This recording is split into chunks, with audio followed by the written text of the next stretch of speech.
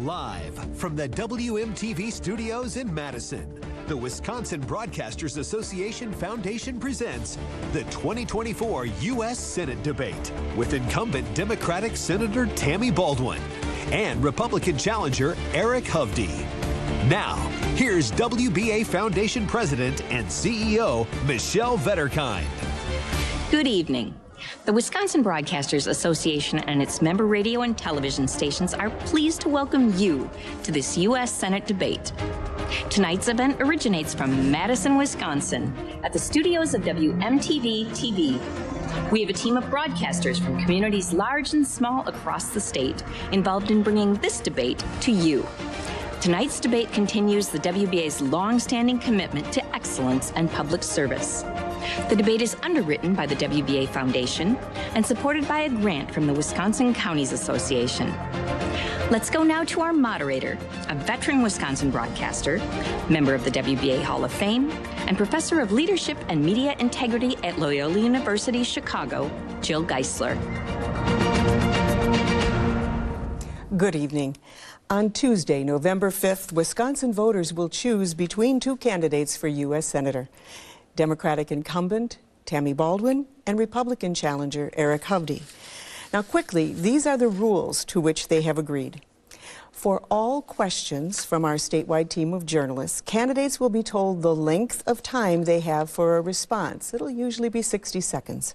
We all see countdown clocks, and when candidates hit their time limit, I will remind them, and if they continue, their microphone will cease to function.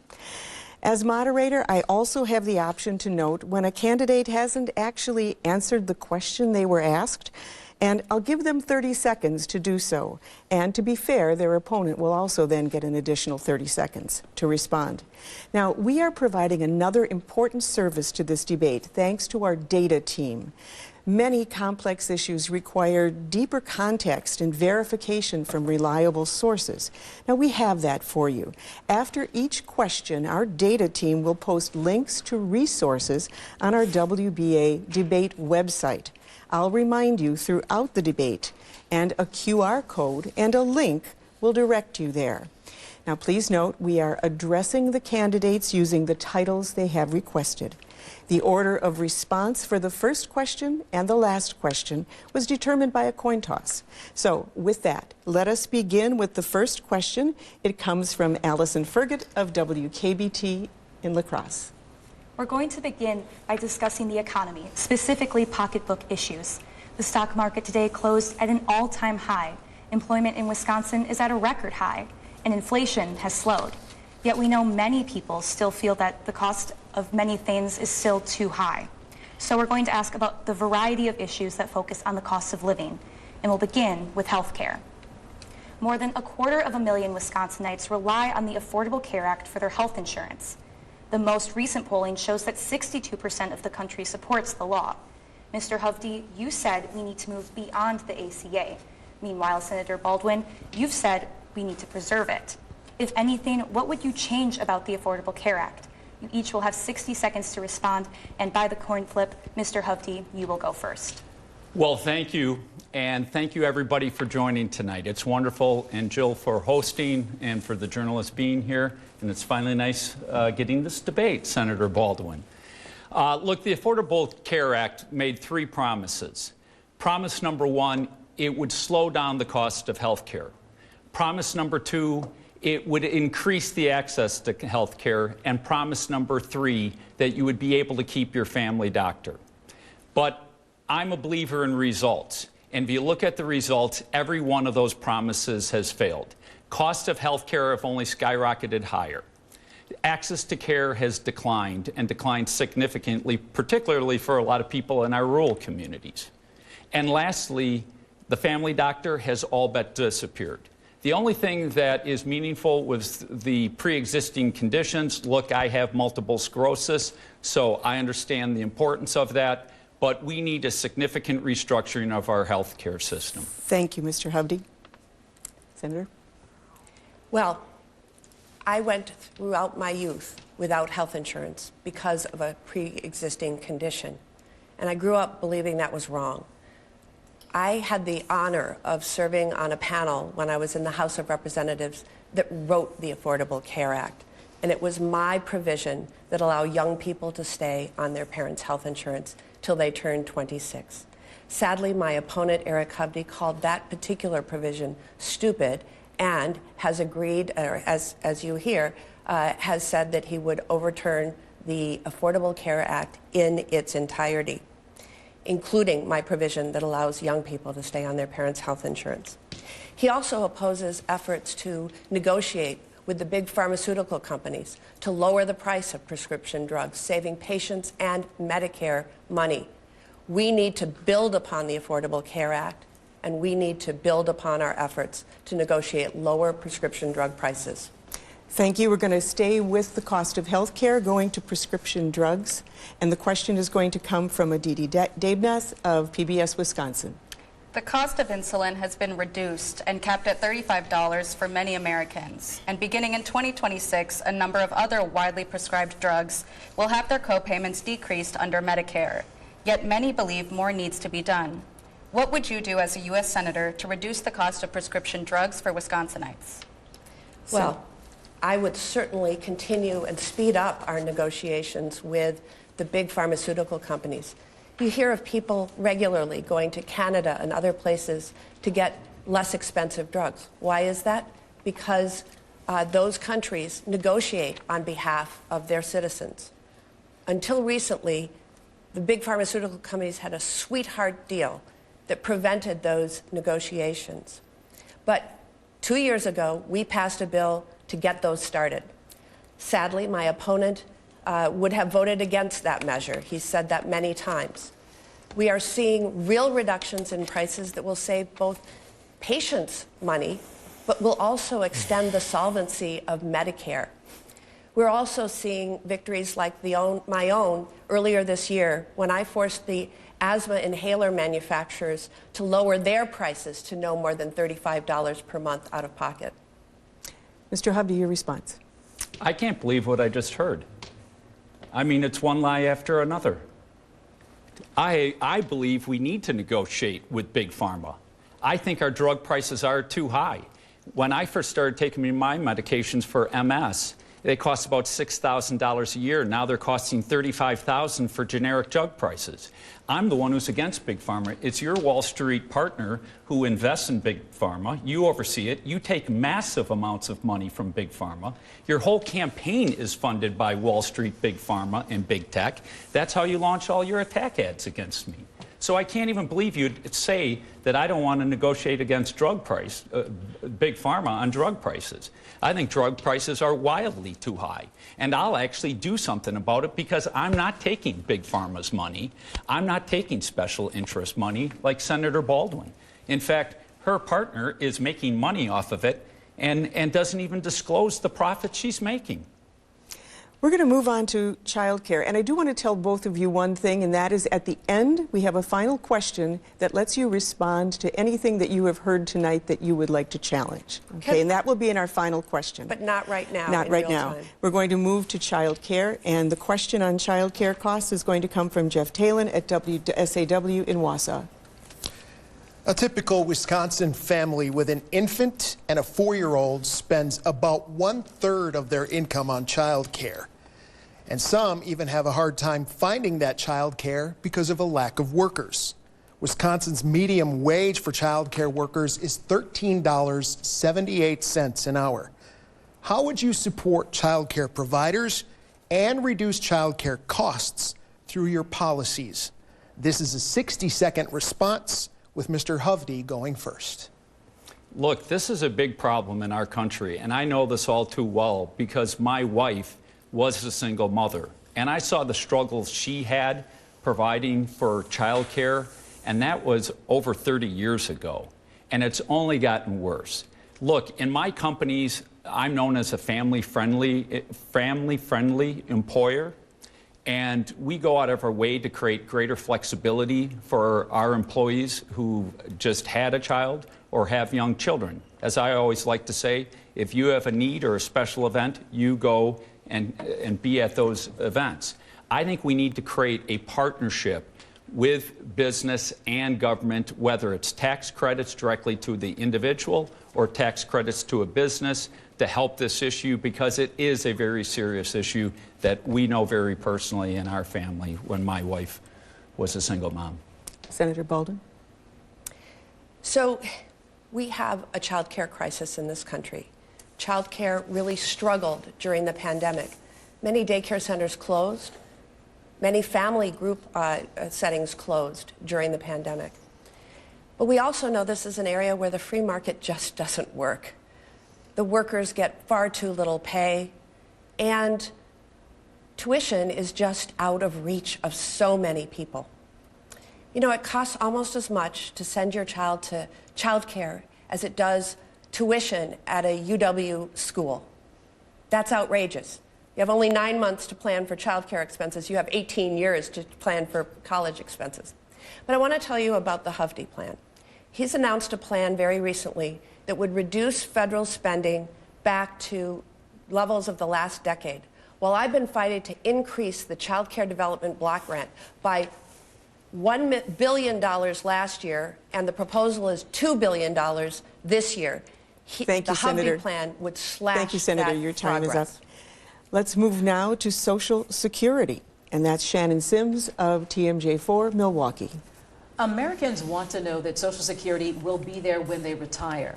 However, according to the Social Security Administration, if Congress does not act before 2035, benefits will be reduced to nearly 20%. But there is something that Congress can do. What is your plan? You will have 60 seconds to respond. Senator Baldwin, you go first.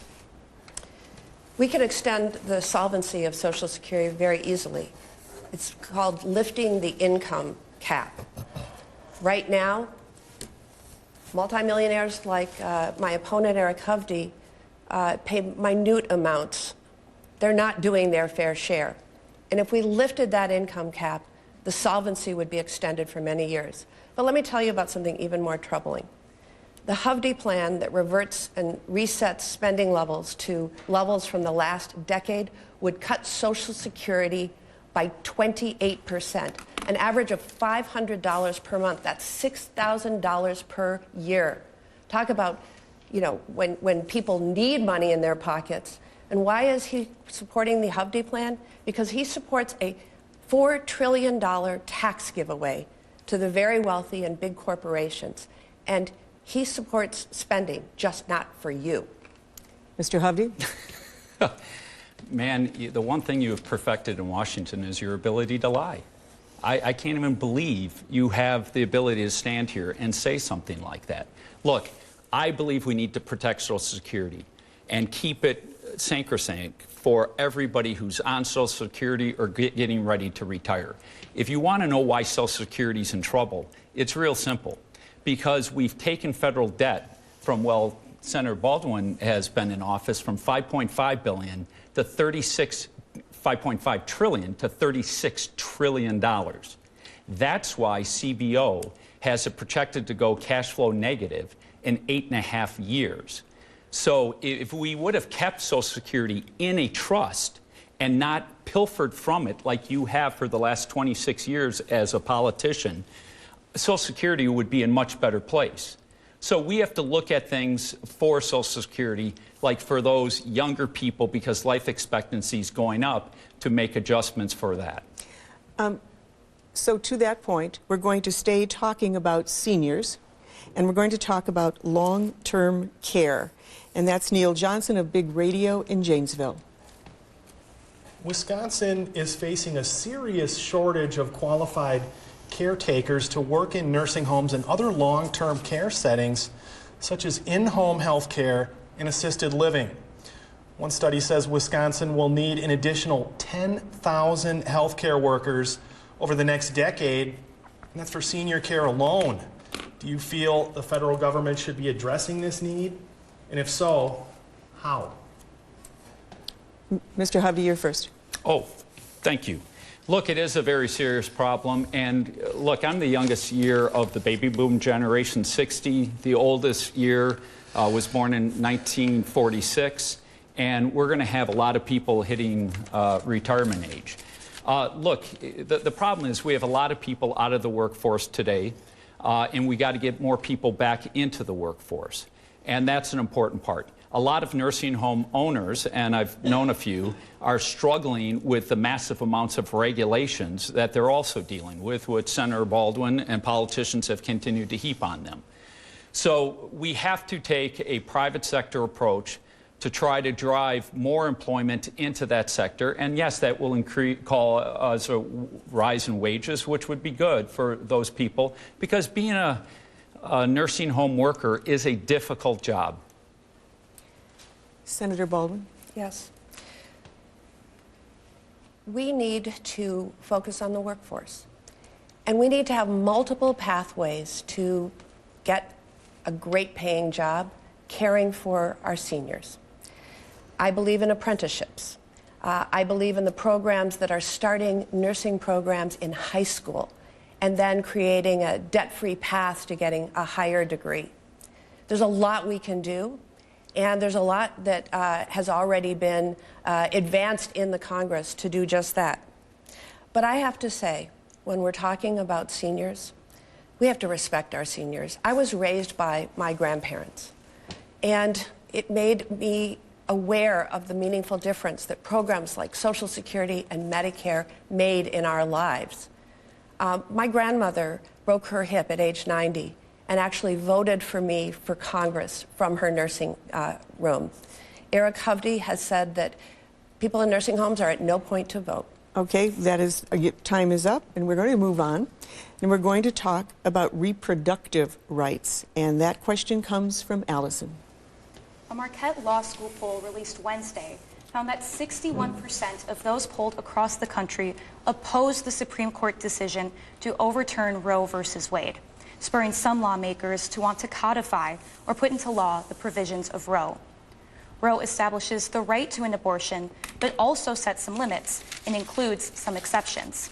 What is your position on once again making Roe the law of the land? Senator Baldwin, you will respond first. You have 60 seconds.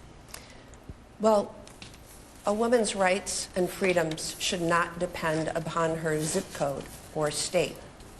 In the state of Wisconsin, where we have a criminal abortion ban that was passed in the year 1849, we have services accessible in 3 out of our 72 counties.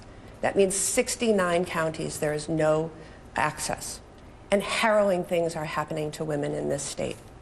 I've talked to women who face the risk of sepsis and near death before that they could get the services that they needed. That's why I'm so proud to lead the Women's Health Protection Act, which would restore Roe nationwide. My opponent has said that he is 100% opposed to abortion rights. I'm trying to lead the way to restore Roe so that we don't see prosecution of women who have miscarried or doctors who are providing health care. Women are dying because of the current situation. Mr. Hovde. Wow. Look, it's been brought back to our state. I think we as a state should resolve this in a common sense and compassionate approach. I believe in the beauty of life. I've had 2 daughters and 3 grandchildren. And I agree with exceptions for rape, incest, and the health of the mother.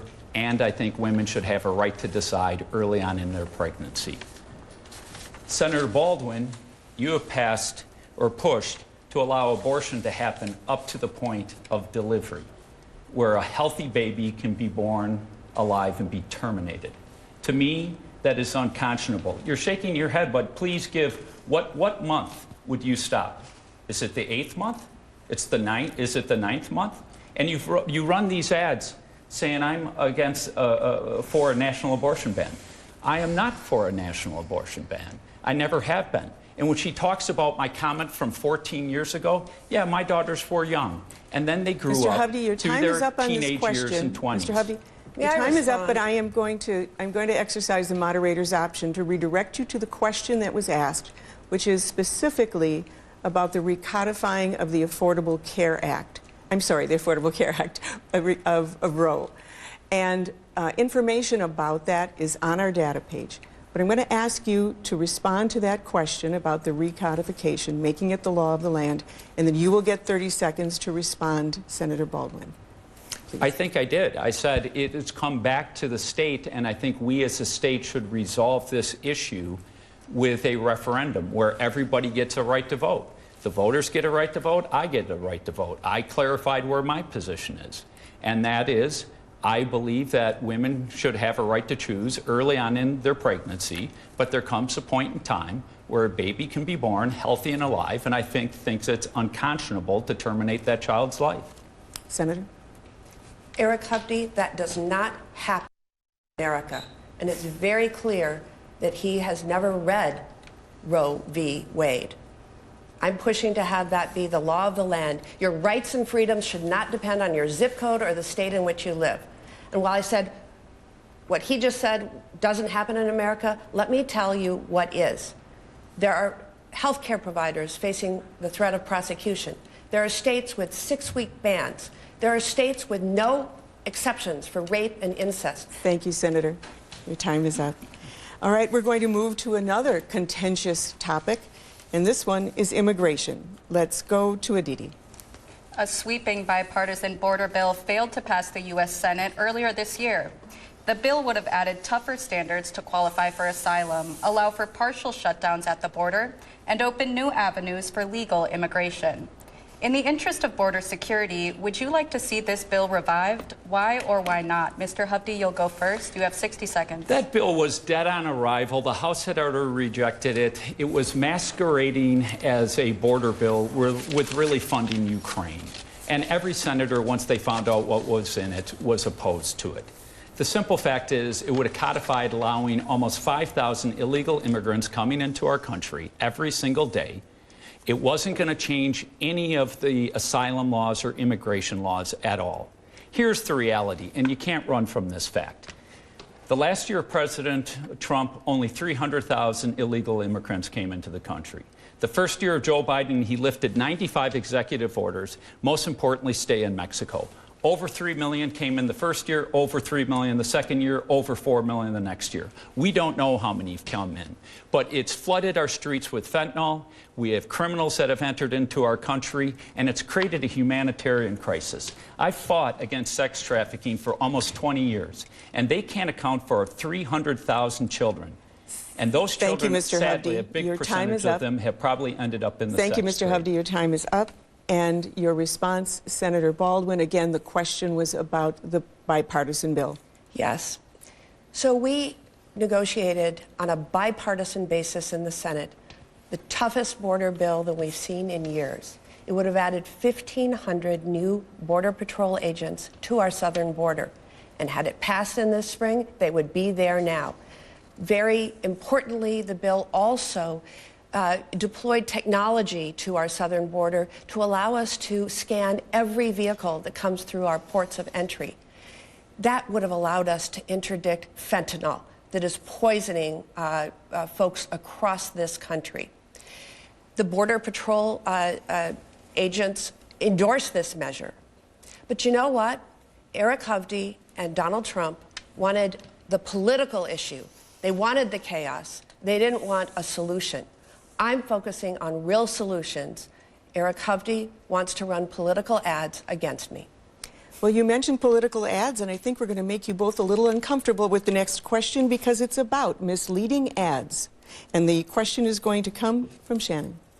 Viewers and listeners have told us they are frustrated with negative, misleading ads. So let's talk about two of them. Senator Baldwin, your ad claims that Mr. Hovde called farmers lazy. Mr. Hovde, your ad claims Senator Baldwin funded a clinic offering transgender therapy for minors without parental consent. Both of these ads have been found false by nonpartisan organizations. Both of these ads end with you saying, I approve this message. You could pull these ads. Why don't you do it? You both have 60 seconds to respond. Senator Baldwin, you may go first. So there have been 19 independent fact checks of Eric Hovde throughout the course of this campaign that have all produced false results. Eric Hovde is lying. I think it's really hard to say that an ad is false when you are hearing Eric Hovde, in his own words, You're seeing this with your eyes. I'm telling you things he has said. The context of that ad relating to farmers was he was doing an interview about why we could easily increase the retirement age to 72 because farmers didn't take the physical toil they used to. They just largely ride around on tractors. I spend so much time with dairy farmers, and I can tell you they are insulted by those words, and I stand by those. Mr. Hovde. Look, every single one of Senator Baldwin's ads has been a lie. I'm supposedly the jerk from California, yet I'm born, raised here in this state, spent my, last 12 years living where you grew up. I vote here, I live here, I was raised here. I'm a UW grad, you're not. The farmers yes, I thing, law school, not undergrad. Yes. Look, as it pertains to the clinic, she funded an earmark for that clinic. The clinic changed what's on its website and took down that it did it without parental's approval. But every single one of her ads has been false. So, Senator Baldwin, you claim I live in California, and that's where I am, and I'm not a Wisconsinite, even though, as I said, I live in the neighborhood you grew up. There's such thing as a way to prove it. It's called a utility bill. I have my utility bill. Let's get them for the last 10 years Mr. Hovde, and see who actually, has lived in this state. Your time is up, and I don't believe that we heard from either of you about the question that asked what a candidate should do if an ad that they have produced is known and proven to be false. Should you withdraw that ad? And so I'm going to give each of you, again, another 30 seconds to answer that question, starting with Senator Baldwin, since you responded first. So, you have seen ads where we have amplified things that Eric Hovde has said. Sometimes he's said those on right-wing radio talk shows. Sometimes he's said those in television interviews. I think it is totally fair for a candidate to amplify what their opponent has said, especially as a proof point of where they stand with regard to fighting for you. Mr. Hovde? Look, I think I addressed it. What you're saying, that ad that I ran about the clinic, it's not false, and they just changed what's on their webpage. As it pertains to Senator Baldwin, literally every single one of her ads, she even claims for the things that she's accomplished, she didn't accomplish. She's trying to take credit for doing something against fentanyl when it was Senator Tim Scott's bill that wrote the bill. He said Senator Baldwin offered no amendment and hadn't talked to her for 2 years. Thank you, Mr. Hovde. Your time is up. We're going to change gears now to foreign policy, and we're going to move to Jeff. Just this week, the leader of Hamas was killed by Israeli forces. Some hope this could bring the war between Israel and Hamas closer to a ceasefire. Polls show Americans want U.S. support for Israel, but are also worried about civilian casualties. And the Biden administration has told Israel to let more humanitarian aid into Gaza in 30 days or face reduction of U.S. aid. Should the U.S. continue to aid Israel, and should restrictions be placed on that aid? Mr. Hovde, you begin with a 60-second response. Look, Israel was attacked, and they lost thousands of lives. And if our country was attacked, we would go wage war on that country if it happened in Mexico or in Canada. And the Biden administration constantly meddling and trying to engage and tell them how to wage a war is wrong. But let's go back to what this conflict really is about. And it's not so much between the Palestinian people and Israel. It's really between Iran and Israel and the U.S. Iran controls Hamas and Hezbollah. They're both proxies. They're funded. Senator Baldwin not only voted for the deal that President Obama allowed Iran to lift the sanctions and get cash payments that fueled ISIS and the terrorism, but then President Trump put in crushing sanctions And had Iran on its back, Senator Baldwin goes back and votes for the deal that Joe Biden, that lifted the sanctions, that funded the terrorism, Hovde. and that's why we're in this war today. Senator? Yes. A little over a year ago, on October 7th, we saw a horrible terrorist attack on Israel. 1,200 people dead. Rape was used as a weapon of war.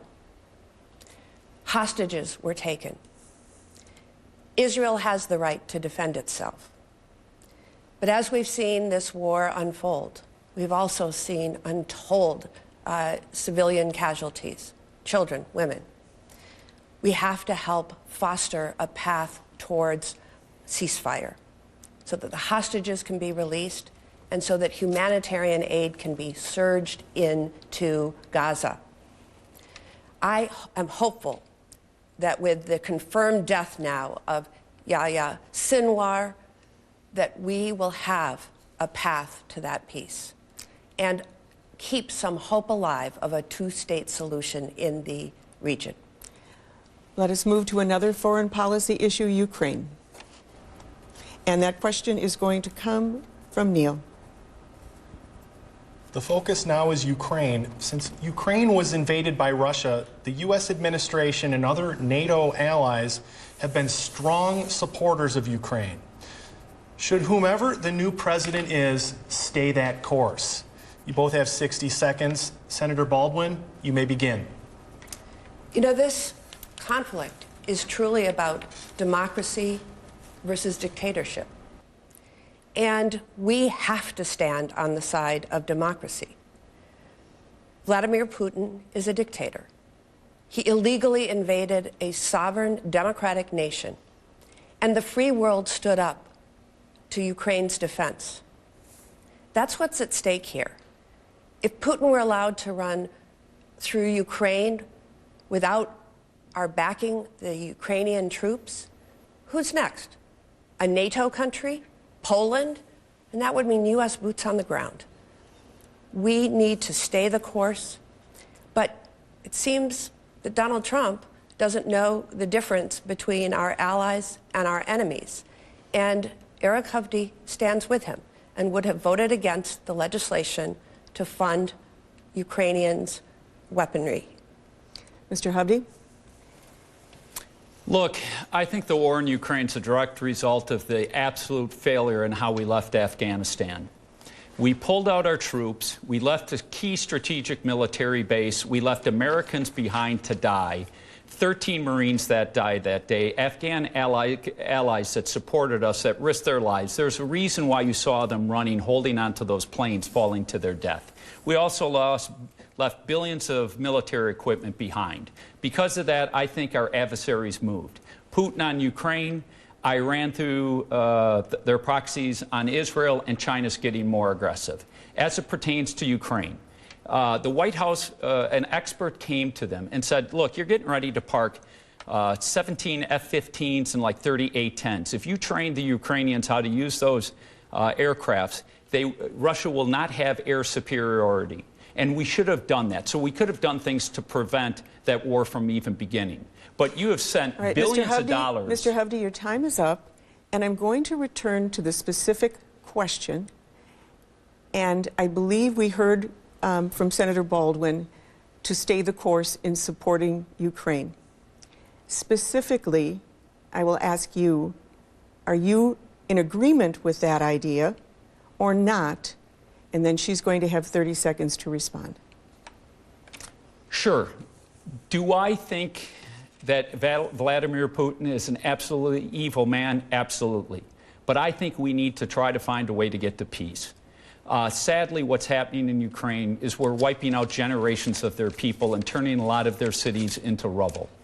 And while I was supportive of Ukraine at first, the amounts of tens of billions of dollars that have gone to Ukraine that are not accountable causes great concern for me. So I don't think we should continue to fund endlessly money into Ukraine. Thank you, Mr. Hovde. Senator Baldwin. I strongly support backing Ukraine. This is really, literally about democracy versus dictatorship. Because of those brave soldiers in Ukraine, we don't have any boots on the ground in the region. But had we not supported Ukraine, where's Russia going next? Poland? We have to stand on the side of democracy. Eric Hovde would have voted against the measure that helps fund the Ukrainian effort. Thank you both. We're now coming back to domestic issues. We're going to talk about farming, and let's go to Aditi. Congress has failed to approve a new farm bill, which expired at the end of last month. This puts funding at risk for agricultural subsidies paid to Wisconsin farmers and the Supplemental Nutrition Assistance Program, commonly known as food stamps. What will it take for each of you to vote on a new farm bill? Mr. Hovde, you have 60 seconds. Well, I'm not an expert on the Farm Bill because I'm not in the U.S. Senate at this point in time, so I can't opine specifically on all aspects of that Farm Bill. But one of the problems I have with a lot of the farm bills is they're masquerading as farm bills, and while they address some of the needs of farmers, a lot of the bills are just funding big corporations that have nothing to do with farming. So I have a great concern about that, and I think farm bills need to get back for farmers. Let me tell you what I hear from farmers, because if you drive around the state, you see Hovde signs on literally almost every farm, and I've been on so many different farms. And what are they talking about? Regulations constantly, the kind of regulations that Senator Baldwin and her allies continue to push on them. One of the big ones that they're very concerned about being passed is WOTUS, Waters of the United States, and all the implications that have. So as many farmers will say, if you just stay out of my way, I know how to care for my land and do proper farming. Again, the Farm Bill question to Senator Baldwin. We need a farm bill that's balanced, and we need to provide that certainty to Wisconsin farmers. They're very eager to have Congress pass a new farm bill. They need the consistency that a farm bill has. But one of the problems with the farm bill right now is that the House, controlled by Republicans, has written a bill that's basically eviscerated nutrition programs. Farmers support nutrition programs because it means purchasing their goods. But I just want to say that the Hovde plan, which would revert and reset spending levels back to the last decade, that plan would cut the U.S. Department of Agriculture by 34%. That is not standing up for our farmers. And I will say I was proud to receive the Wisconsin Farm Bureau endorsement. I think I'm the first Democrat in nearly 20 years. That's for the hard work I've done on behalf of our farmers and dairy in particular. Thank you both, and I'd like to remind the viewers that our data team is posting information about things like the Farm Bill and all of the other topics that have been researched for this debate on the WBA debate website, and you can look those up if you'd like to extend your knowledge as well. All right, we're going to move to the environment, and let's go talking now about PFAS contamination, and that is Allison. Several areas in Wisconsin are struggling with PFAS contamination, chemicals linked to cancer, changes in metabolism, and lower birth rates. So much so that in communities that I cover in La Crosse County have been relying on bottled water for more than 3 years because of dangerous levels in their well water. What do you believe Congress's role should be in preventing the problem from getting worse while supporting communities dealing with PFAS right now? Senator Baldwin, you will start. You have 60 seconds. Thank you. PFAS chemicals are sometimes byproducts of manufacturing. They're also a component of firefighting foam that is in almost every airport. I'm glad you mentioned the situation in La Crosse. In La Crosse, they have a municipal water system that's able to filtrate the PFAS. But on the island where the airport is, everyone has private wells. I've worked very closely with that community as well as with La Crosse, including providing federal funds that were approved in the bipartisan infrastructure bill. Eric Hovde would have opposed the bipartisan infrastructure bill.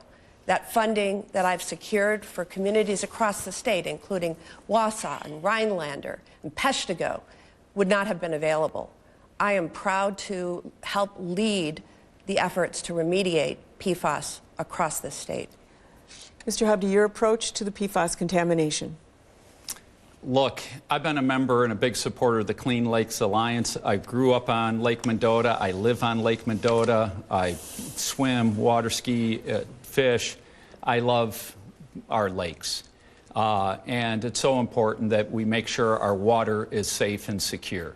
So yes, do we need to make sure from a regulatory standpoint that any of these chemicals that are having an impact need to get addressed and cleanup efforts? Absolutely. But Senator Baldwin constantly goes and says, I would have voted against this and that. And the reason why I would have voted against a lot of these issues is really simple. Is because we're breaking our country apart financially. We're driving ourselves off a cliff. That's why inflation got ignited. That's why the price of your food has gone up, the price of your rent, your health care, your car insurance, because of this reckless spending that she's been engaging in. Thank you. Again, I'm going to point you to solutions and proposed solutions, which is what the question was. So, Mr. Hovde, you have 30 seconds then to respond about that, and Senator Baldwin, you will have a response as well. What solutions do you propose? Jill, I just said that the government needs to do a job of regulating any kind of chemical that is contaminating our well water and put forth cleanup efforts. That's exactly what I said. Okay, thank you. And you can have that same response time.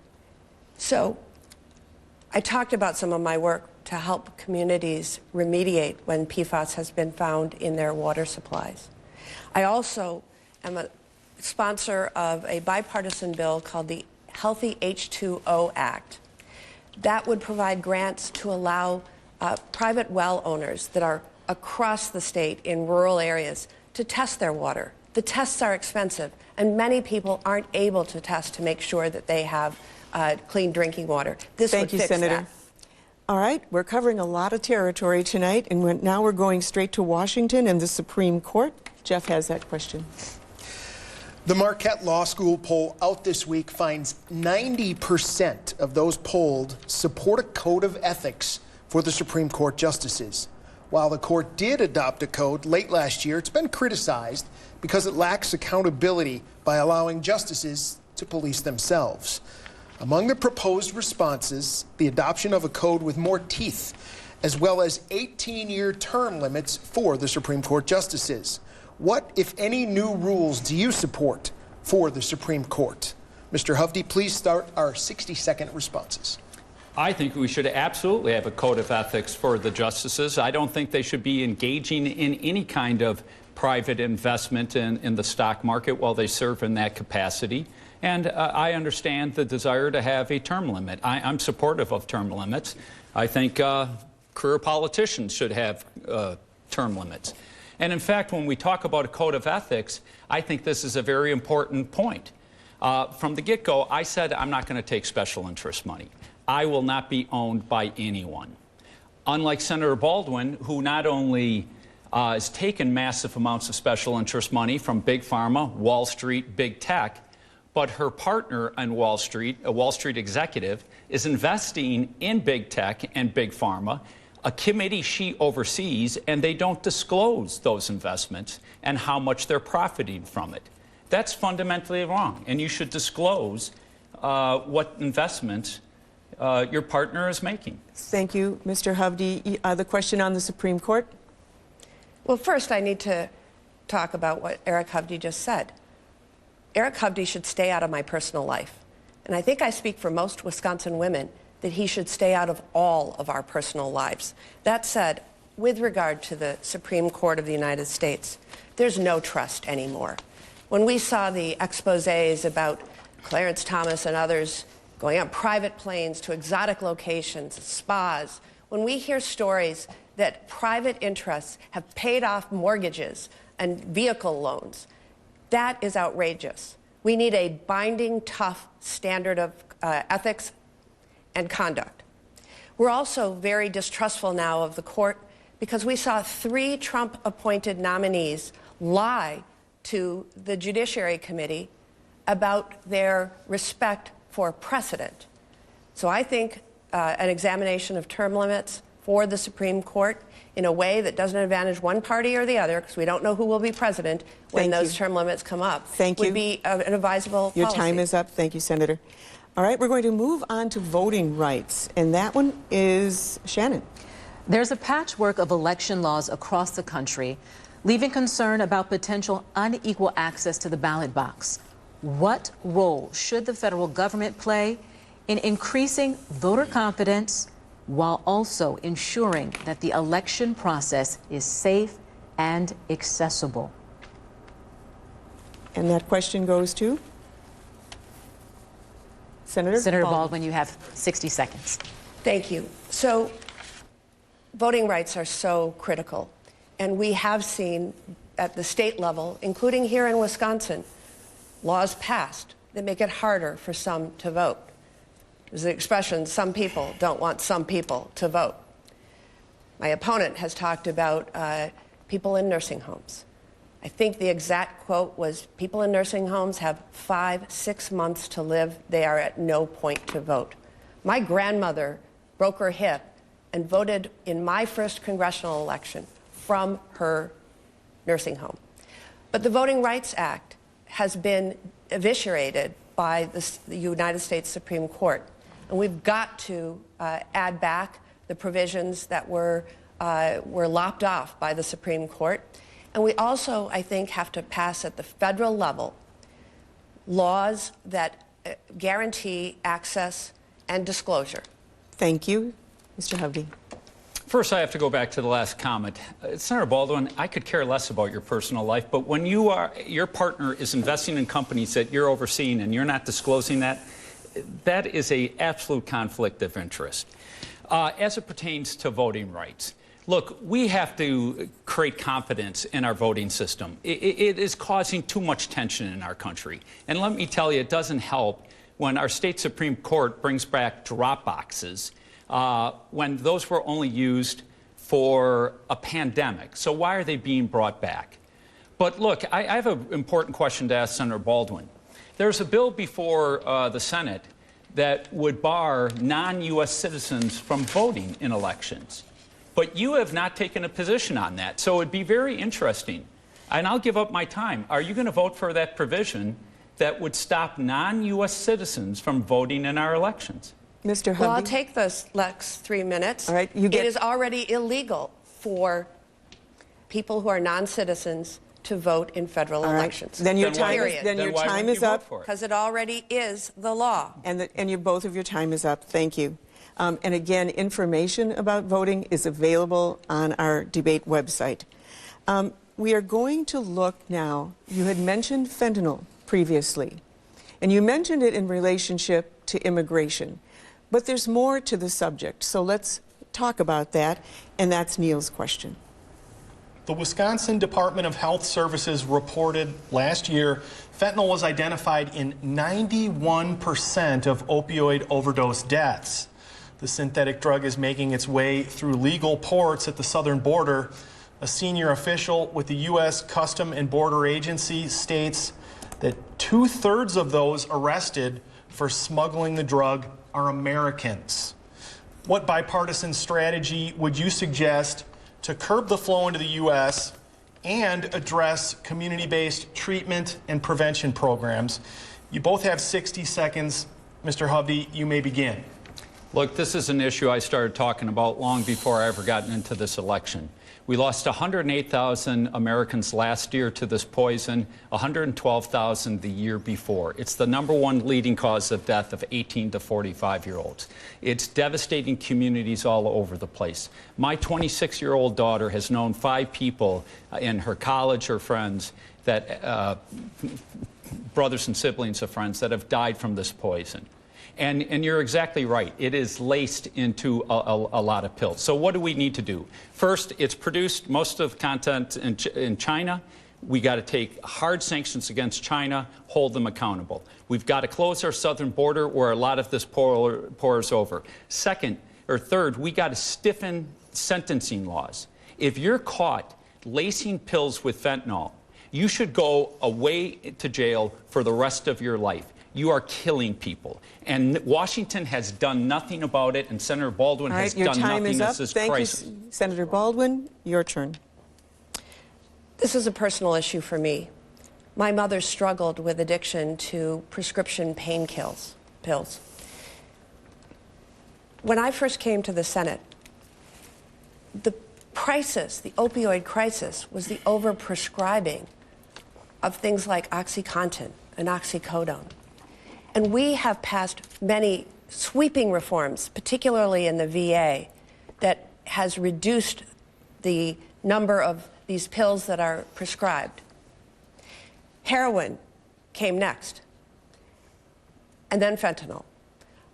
My first bill on fentanyl was introduced 8 years ago. Eric Hovde somehow thinks he's the first person who's ever focused on this problem. We need to get Narcan, the overdose reversal drug, deployed statewide, and I have been a leader in making sure that our first responders have it accessible. Thank you. And we don't have much time left. We're going to give you a question that only takes 30 seconds, and it has to do with bipartisanship. And that question is going to come from Shannon Sims. We hear from voters who say they are tired of gridlock in Washington and want their representatives to be willing to work across the aisle. So, in the spirit of bipartisanship, we're going to ask both of you to name a contemporary elected official from the other party that you consider to be a role model for consensus building. Mr. Hovde, you will get 60 seconds. Well, sadly, the Democratic Party just lost one that was fantastic at it, and that was Joe Manchin, the senator from West Virginia. It'd been nice if Senator Baldwin would exhibit some of that.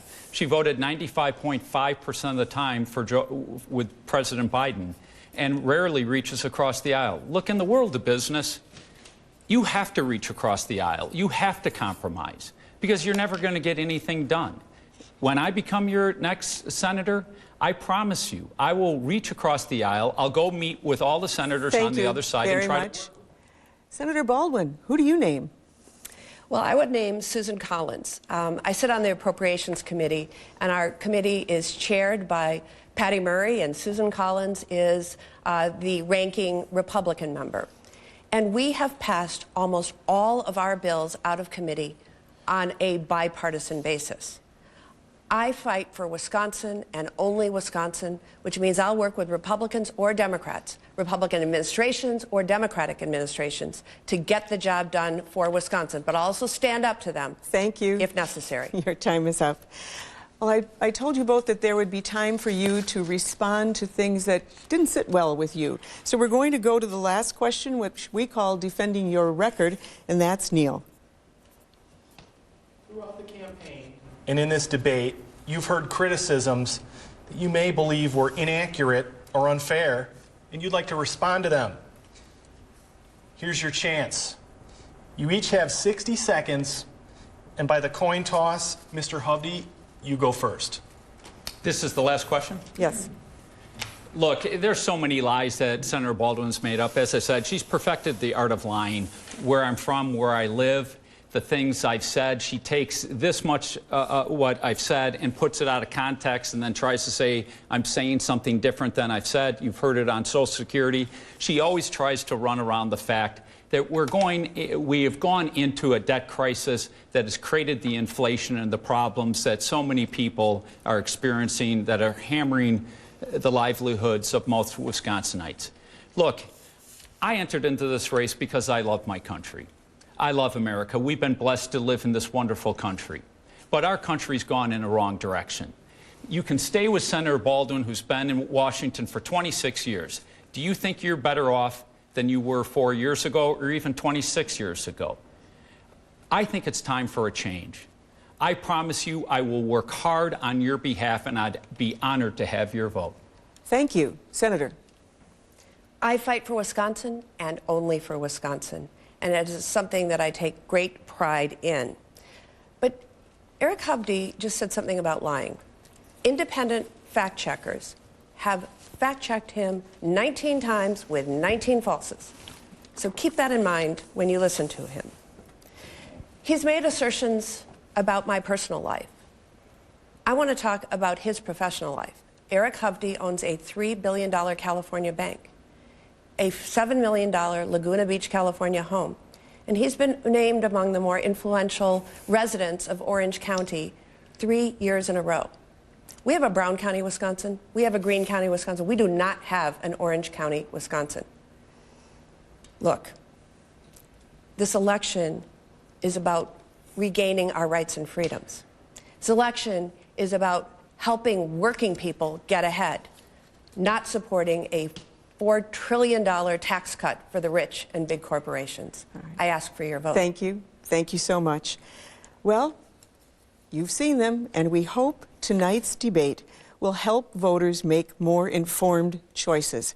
Now, we thank the candidates for their time and sometimes for their patience with us as well, as we had to get as many questions in as we could and sometimes cut you off.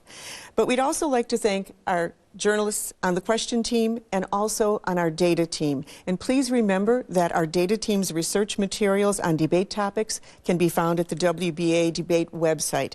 And a quick thank you to that team. It's it's Elizabeth Wattis of WMTV Madison, Harm Van Huysen from WGBA Green Bay, it's Dariel Fair of WKOW Madison and Jonathan Kraus of Woodward Communications Radio in Appleton and Oshkosh. They were working behind the scenes.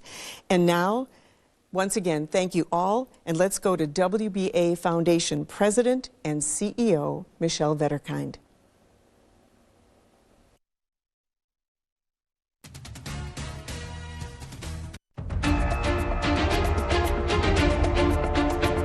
Thank you for joining us for tonight's debate, an opportunity for Wisconsin citizens to hear from the leading U.S. Senate candidates. This debate has been sponsored by our WBA Foundation through a grant from the Wisconsin Counties Association.